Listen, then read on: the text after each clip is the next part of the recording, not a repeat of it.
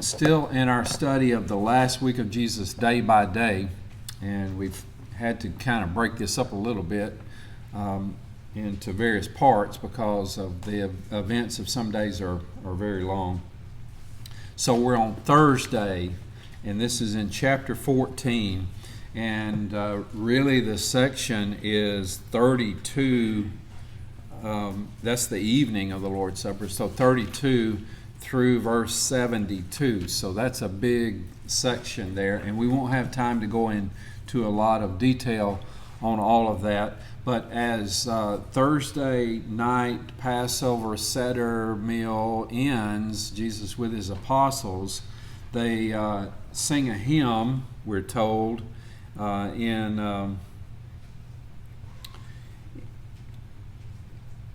verse 26. After singing a hymn, they went out to the Mount of Olives. And it's likely that the hymn that they sang is this section here, because that was commonly what is sung and still is sung at Passover. It's called Hallel, and you see the word Hallel from our word Hallelujah. Hallel means praise, and this is the Hallel Psalms. It's the section 113 through 118, and probably passages out of that, they sang that together. And this psalm, especially Psalm 118, has figured very prominently in this last week. It was the psalm when Jesus enters into Jerusalem in the triumphal entry. They cried out, "Blessed is the one who comes in the name of the Lord." That's Psalm 118, verse 26. It's also the psalm when Jesus is in the temple and he's teaching there, and he says to the religious authorities that the stone that the builders rejected has become the chief cornerstone. That's Psalm 118 and verse 22 as well. And that is then when it says, "This is the day that the Lord has made, I will rejoice and be glad in it." That day, in context of Psalm 118, is the day that God has made his Son as the chief cornerstone. Now certainly, it applies every day when we get up and we might say, "This is the Lord has made, and I will rejoice and be glad in it." But in its context, it's referring to the time when God made his Son as the chief cornerstone, as the Messiah. So they leave the city and they go to an area at the foot of the Mount of Olives, and it's a garden known as Gethsemane. There's a modern day picture of Gethsemane. It's 100 yards or so outside the wall of Jerusalem. And this section here is the longest section in Mark's account of Thursday. And as we said, it runs all the way to the end of this chapter.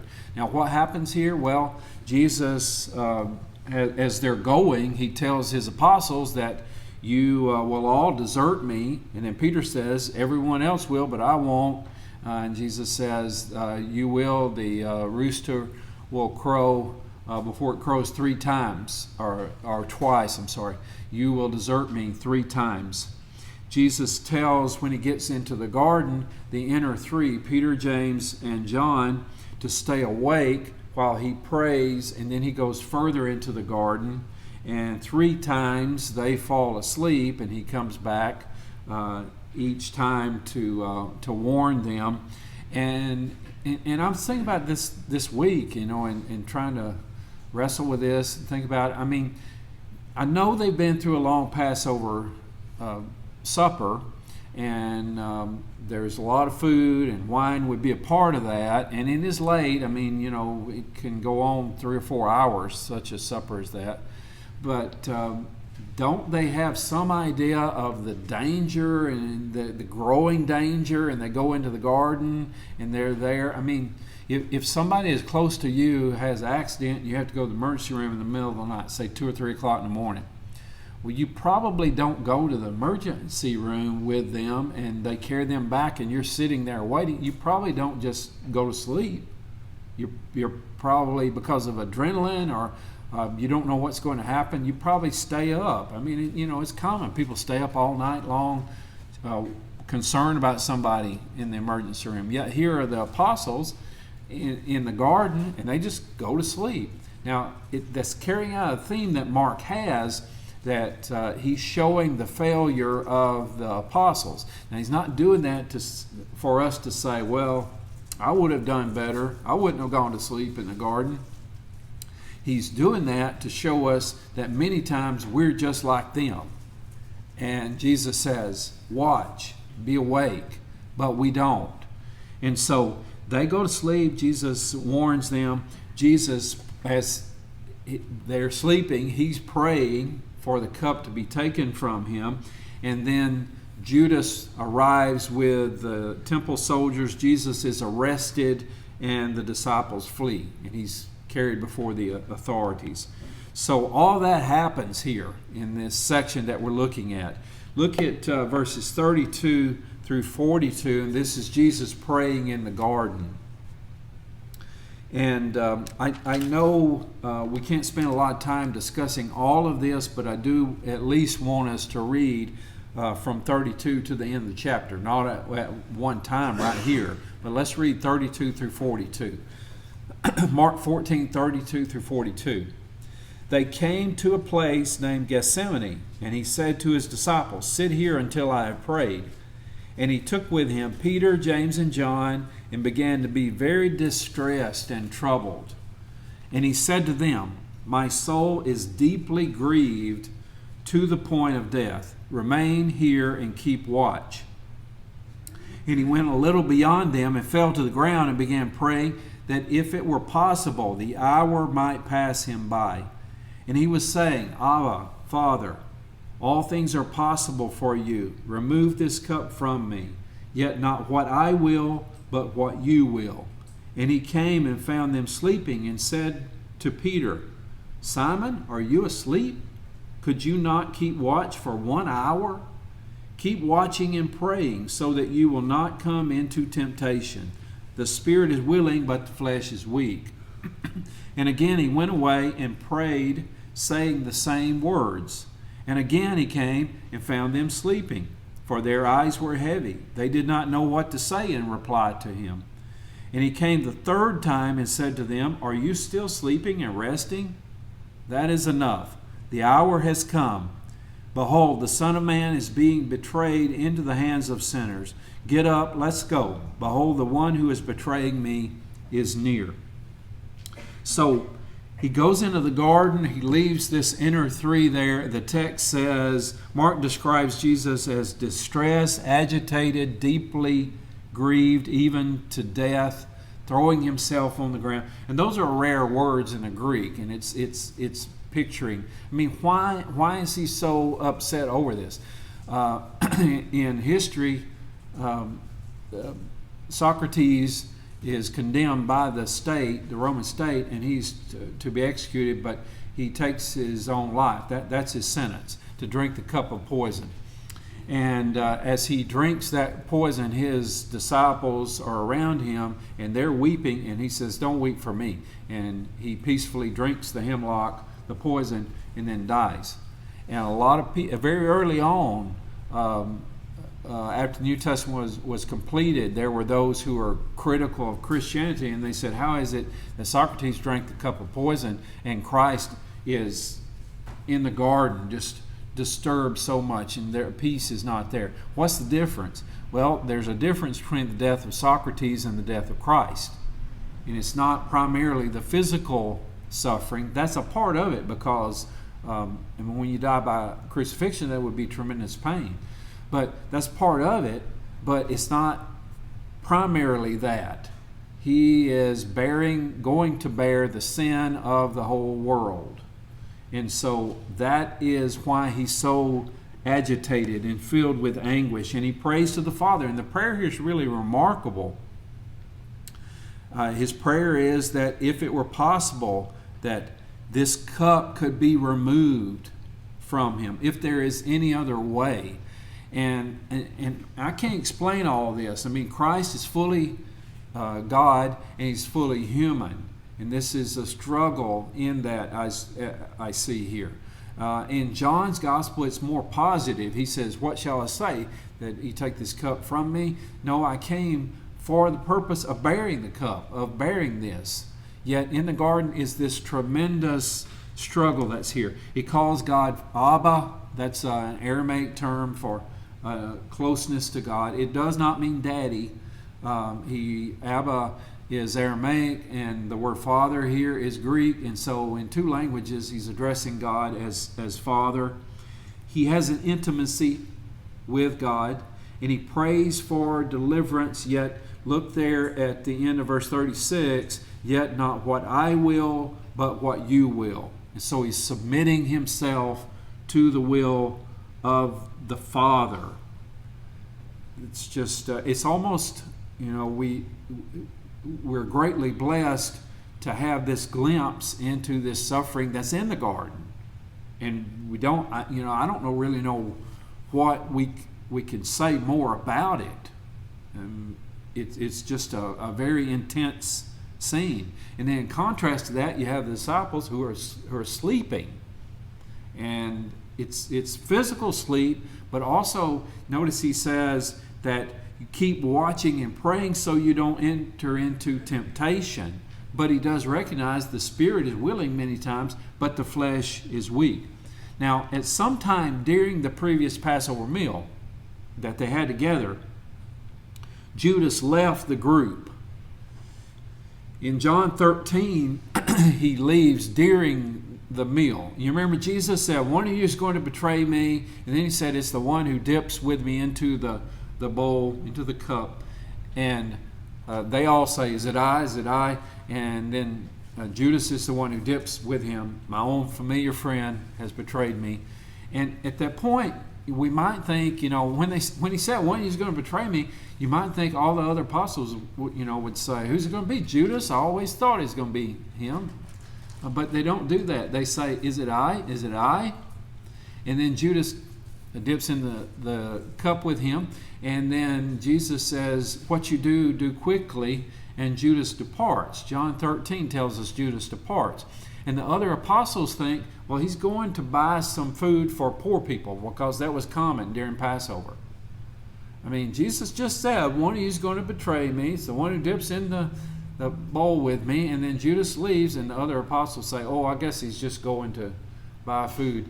But John tells us that Judas departed, and it was night. And C.S. Lewis has a great quote there. He says, it was night in more ways than one. It was the darkness that's coming upon the world. So we don't know exactly. John pictures during the meal. The other gospel writers, apparently maybe Judas is with them during the entire meal, and then they go out to the Mount of Olives. So again, we're not trying to work out all the supposed difficulties between this, but at some point Judas departs.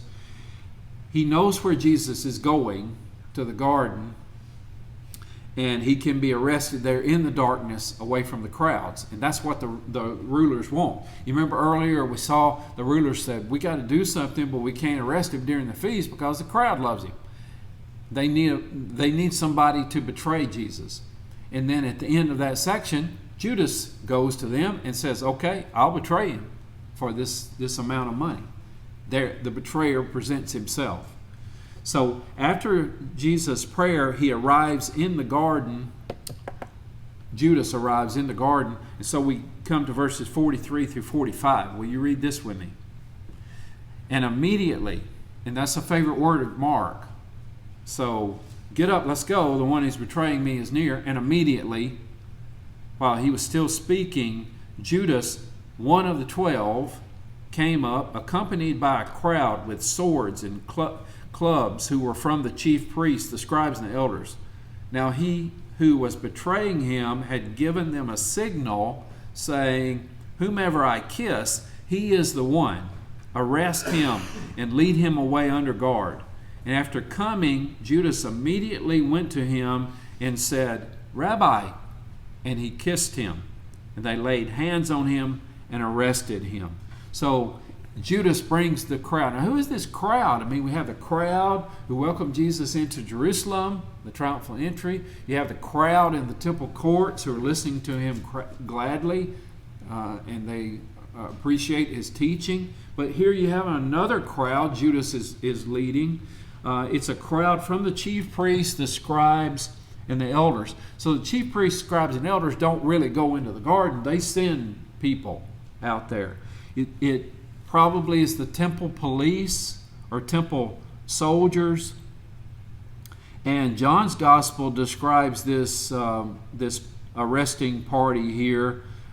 It appears to be a relatively small group, but then the other gospels, it seems to be around 600 soldiers as well. So it's a lot for one man, to arrest one man, because the religious leaders are focused, we're going to take care of this right here. And Judas comes up and he identifies Jesus with a kiss, the one that I kissed, the one I point out with this sign. And we might ask, why is that necessary? I mean, surely the authorities know who Jesus is, because they hate him so much and they've seen him in the temple. But again, these are not the religious leaders that he's been arguing with earlier. These are the police that they've sent out there. Maybe these people don't know what Jesus looks like. And it's dark, and it's in the garden, and so Judas is going to point him out. And then in verse 47 we're told, let's just read through 52, 47 through 52. But one of those who stood by drew his sword and struck the slave of the high priest and cut off his ear. And Jesus said to them, have you come out with swords and clubs to arrest me as you would against a man inciting a revolt? Every day I was with you within the temple grounds, teaching, and you did not arrest me, but this has taken place so that the scriptures will be fulfilled. And his disciples all left him and fled.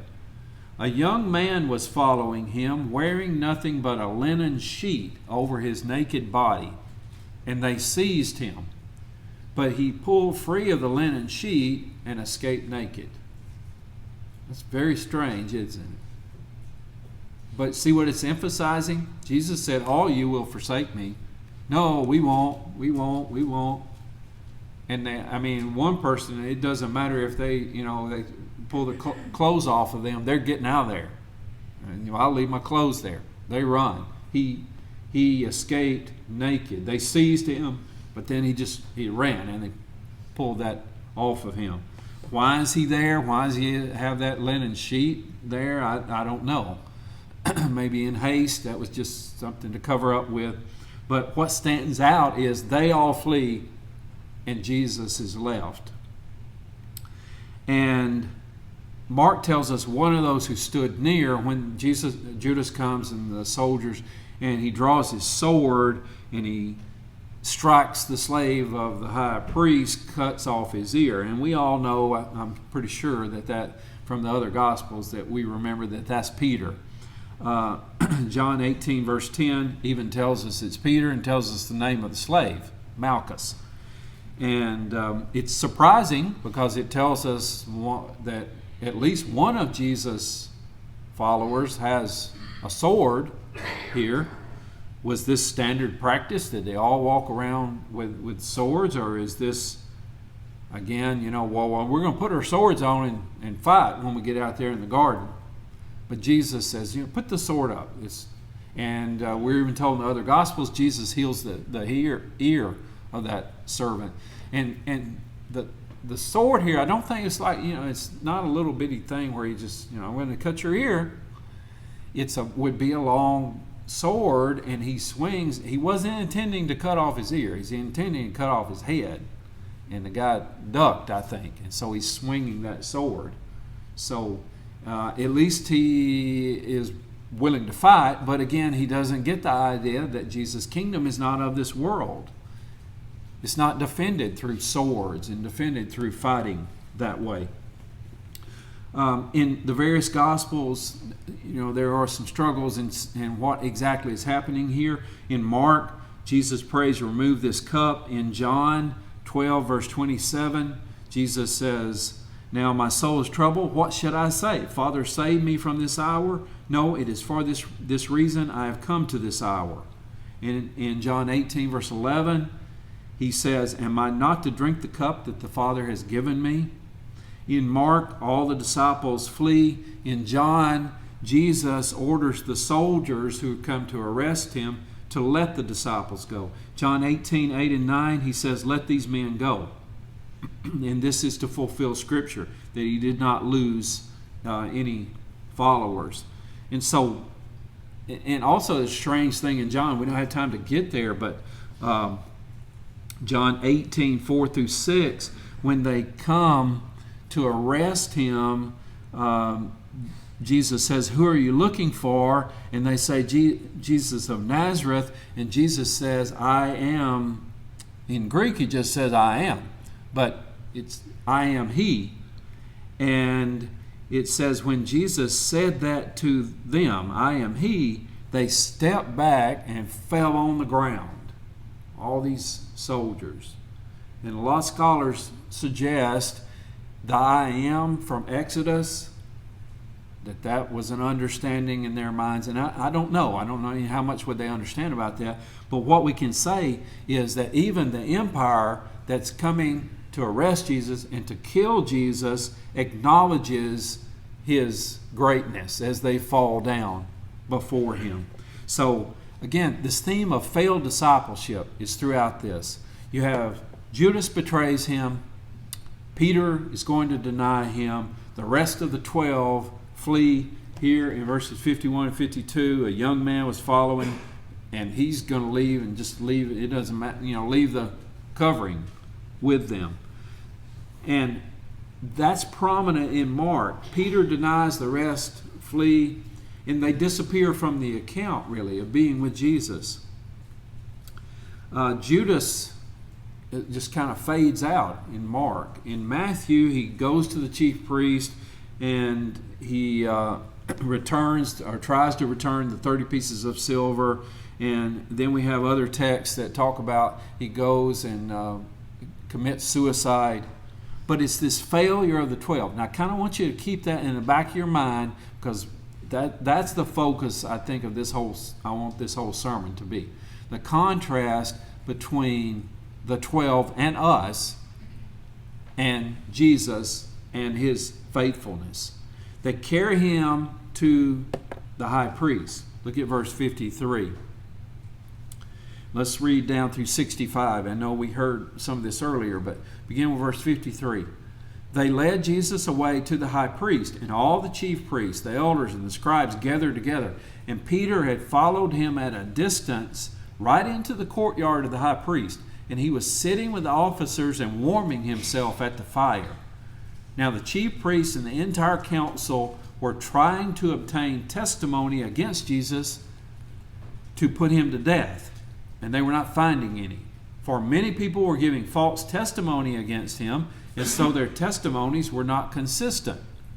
And then some stood up and began giving false testimony against him, saying, we heard him say, I will destroy this temple that was made by hands, and in 3 days I will build another made without hands. And not even in this respect was their testimony consistent. And then the high priest stood up and came forward and questioned Jesus, saying, do you not offer any answer for what these men are testifying against you?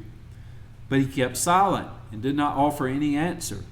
Again, the high priest was questioning him and said to him, are you the Christ, the Son of the Blessed One? And Jesus said, I am, and you shall see the Son of Man sitting at the right hand of power and coming with the clouds of heaven. Tearing his clothes, the high priest said, what further need do we have of witnesses? You have heard the blasphemy. How does it seem to you? And they all condemned him as deserving of death. And some began to spit on him and to blindfold him and to beat him with their fists and say to him, prophesy. Then the officers took custody of him and slapped him in the face. So they carry him before the high priest and this gathering of these religious leaders, this council. And Peter follows at a distance, and he's in a courtyard. And that sets up for the last scene that's there. But they can't get consistent testimony. I mean, you have to have 2 or 3 witnesses that agree, and they can't get consistent testimony. Finally, the high priest, it seems he's trying to force some sort of confession, he says, "Are you the Messiah? Are you the Christ, the Son of the Blessed One?" And Jesus says, "I am. And you will see the Son of Man seated at the right hand of power, coming on the clouds of heaven." And they say, "Well, that's enough. He's deserving of death." The Jewish authorities say, "That's it. That's enough. He's deserving of death." It's interrogation.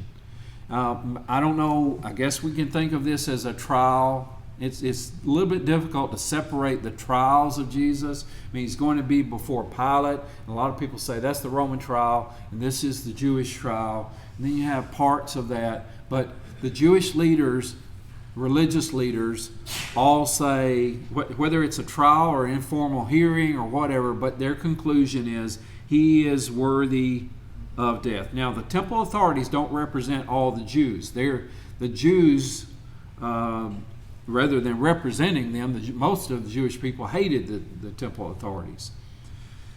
They were the oppressors of the temple authorities. But they're going to use the crowd later, we're going to see in coming weeks. So it's Jesus before the high priest here. Now, we looked at 55 through 59, the testimony against Jesus, and they can't really get consistent testimony. Then in 63 through 65 is the verdict by the high priest. They try to, bring people in to agree, and they can't. So they say he's guilty of death. Now, when Jesus says, look at the high priest says, "Are you the Christ, Son of the Blessed One?" Verse 61. Look at verse 62, how Jesus answers. "I am, and you shall see." He doesn't say Messiah. He doesn't say Christ. "You shall see the Son of Man sitting at the right hand of power." Look back at verse 41. The hour has come, when he tells the apostles, the hour has come. "Behold, the Son of Man is being betrayed into the hands of sinners." And that's the most often self-designation Jesus uses, not Messiah. Messiah or Christ is a loaded term politically in a lot of ways, the first century. Yet Son of Man is a messianic term. It comes from Daniel chapter 7, verses 13 and 14, where there's this vision, and it's a vision of the Ancient of Days. That's God the Father, and one like a Son of Man comes before the Ancient of Days, and he is given a kingdom from the Ancient of Days that will never end. It's an eternal kingdom. And all of this is in apocalyptic language. It's language where you have beasts, you have animals, you have horns, like a horn of an animal. One of these horns has eyes, and then next thing you know, he has a mouth and he's talking. It's strange things like that. But the meaning of all of that is that this Son of Man is going to reign in a kingdom that's an eternal kingdom, and all other kingdoms will fail, but this Son of Man and his kingdom will last forever. So Son of Man, a lot of times we might think, well, you have Son of God, that's emphasizing that he's God. And then you have Son of Man, that's emphasizing he's man. I don't think that's necessarily so. Son of Man from Daniel 7 is a title of the Messiah. It's one who has a kingdom forever. The Son of Man has authority. There are passages even talking about the raising of the Son of Man. Now, look here at the last section, beginning with verse 66. And let's read 66 through 72. "And while Peter was below in the courtyard, one of the slave women of the high priest came, and seeing Peter warming himself, she looked at him and said, 'You were with Jesus the Nazarene as well.' But he denied it, saying, 'I neither know nor understand what you're talking about.' And he went out into the porch. The slave woman saw him and began once more to say to the bystanders, 'This man is one of them.' But again he denied it. And after a little while, the bystanders were again saying to Peter, 'You really are one of them, for you are a Galilean as well.' And he began to curse himself and to swear, I do not know this man of whom you speak. And immediately a rooster crowed a second time, and Peter remembered how Jesus had made the remark to him, before a rooster crows twice, you will deny me 3 times. And he hurried on, and he began to weep. He broke down and he wept. And the other Gospels picture this in a very dramatic way. When that rooster crows and he's denied Christ 3 times, he meets the eyes of Jesus. They see each other at that point. And you can think about, this great weight that's on Peter. Now there's a framing that's here. Throughout, we've been looking at various, Mark calls these frames. And so you have one incident, one event, then you have another event that doesn't seem to be related, and then it comes back to that first event. Look at verses 53 through and 54. They led Jesus away to the high priest, and in verse 54, Peter follows at a distance, and he's in the courtyard. He's warming himself by the fire. And then we have 55 through 65 as Jesus is being interrogated by the high priest. Then you look at verse 66. While Peter is below in the courtyard, and then you have warming again. Warming's already been mentioned. It's like bookends on both ends. But in a sense, Peter's being interrogated. And so Jesus is interrogated officially by the official high priest. And how does he respond? He responds with courage.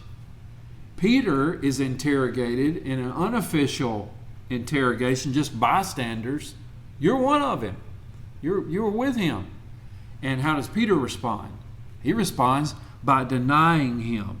Now, Mark's gospel, he's probably writing for Christians who had undergone the persecution that began in the war in 66 through 74 when Jerusalem is destroyed. Jesus already warned. He said, families will turn against families. In Mark 13, verse 12, brother will betray brother to death, father, children rise against parents and have them put to death.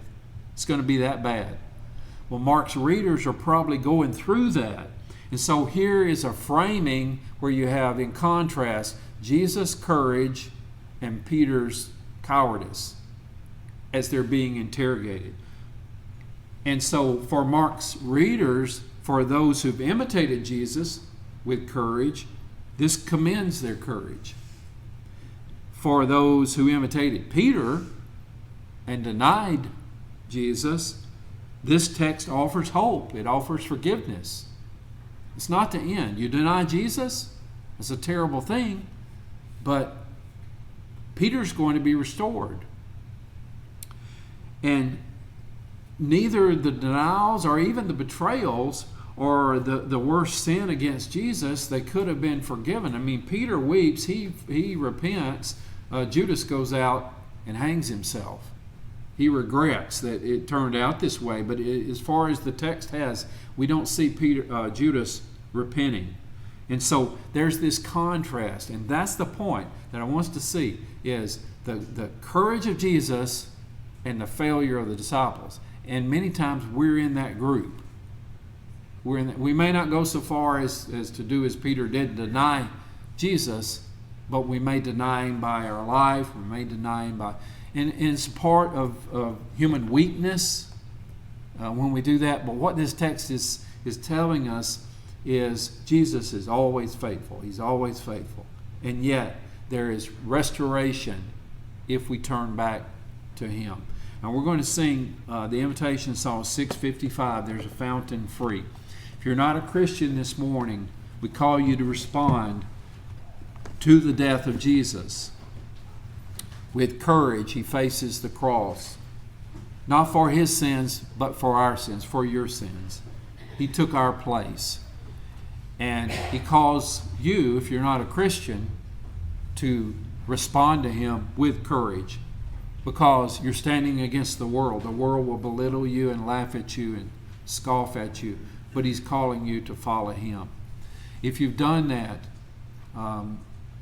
if you've been baptized, you repented of sins, confessed the name of Jesus, if you've done that and you've fallen away, perhaps as Peter in a moment of weakness, the good news, the gospel is that there is restoration, there is forgiveness to come back to Him. And so it's our prayer, if you need to do that, that we're here to help you in any way we can while we stand and while we sing.